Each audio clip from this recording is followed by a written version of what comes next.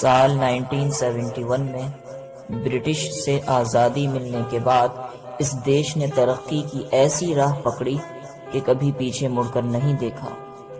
جس دیش کو دور دور تک پہلے ریگستان کے طور پر دیکھا جاتا تھا، آج وہاں آسمان چھوتی عمارتیں اور بے شمار ٹورسٹ گھومتے ہوئے نظر آئیں گے۔ آخر کار اتنے کم وقت میں قطر نے یہ سب کیسے ممکن بنایا؟ 1940 میں قطر میں پہلی بار آئل فیلڈ ڈسکور ہوئی۔ 1960 آتے آتے کریوڈ آئل کی کھوج اور زمین سے آئل نکلنے کا کام عروج پر تھا۔ اس کے بعد قطر کے حالات آہستہ آہستہ بدلنے شروع ہو چکے تھے، مگر ابھی بھی کوئی زیادہ خاص تبدیلی نہیں آئی تھی۔ لیکن پھر 1970 میں ایک شیل آئل کمپنی نے اس کنٹری کا سب سے بڑا خزانہ دریافت کر لیا۔ وہ تھی دنیا کی سب سے بڑی نیچرل گیس فیلڈ، یعنی نارتھ فیلڈ۔ لیکن اس وقت گیس کوئی اتنی پروفیٹیبل نہیں تھی، کیونکہ پائپ کے ذریعے ہی کسی دوسری کنٹری کو بھیجی جا سکتی تھی۔ پھر سال 1995 آیا جب حماد بن خلیفہ الثانی کراؤن پرنس بنے۔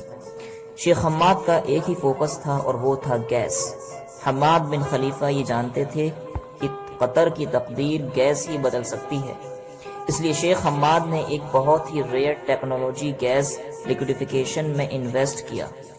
لیکویڈیفیکیشن ایک ایسی ٹیکنالوجی ہے جس میں گیس کو لیکوڈ فارم میں کنورٹ کیا جاتا ہے تاکہ اسے آئل کی طرح شپس میں دوسری کنٹری تک پہنچایا جا سکے۔ اس طرح قطر دنیا کا سب سے بڑا گیس ایکسپورٹر بن گیا۔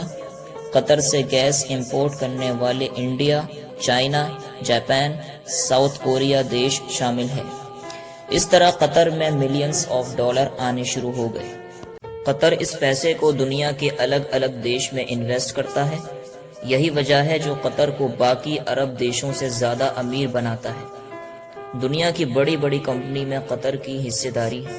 قطر اس وقت دنیا کا امیر ترین ملک بن چکا ہے۔ اگر ہم قطر کی پاپولیشن کی بات کریں تو صرف 27 لاکھ یعنی 2.7 ملین لوگ یہاں رہائش پذیر ہیں، جس میں سے 90% لوگ بیرون ملک ہیں۔ صرف 2 لاکھ لوگ ہی قطر کے قبیلائی سے تعلق رکھنے والے آباد ہیں۔ قطر کی ایک اور بڑی طاقت ہے اس کا نیوز نیٹ ورک۔ الجزیرہ جو عرب خطے کا سب سے بڑا نیوز میڈیا نیٹ ورک ہے۔ دفاعی لحاظ سے دیکھیں تو امریکہ اور قطر میں ایک ڈیفنس ایگریمنٹ موجود ہے جو قطر کو بہت محفوظ بناتا ہے۔ اس معاہدے سے دیکھیں تو قطر میں امریکہ کا سب سے بڑا فوجی اڈا ہے۔ یہ فوجی اڈا اتنا بڑا ہے جو 17 ملک میں امریکہ کے جو بیسز ہیں ان سب کا کمانڈ اینڈ کنٹرول سینٹر قطر کی زمین پر موجود ہے۔ قطر کی اپنی فوج صرف 19,000 لوگوں پر مشتمل ہے، جو عرب خطے میں سب سے چھوٹی فوج ہے۔ مختصر یہ کہ قطر عرب خطے کا ایک خوشحال پرامن ملک ہے۔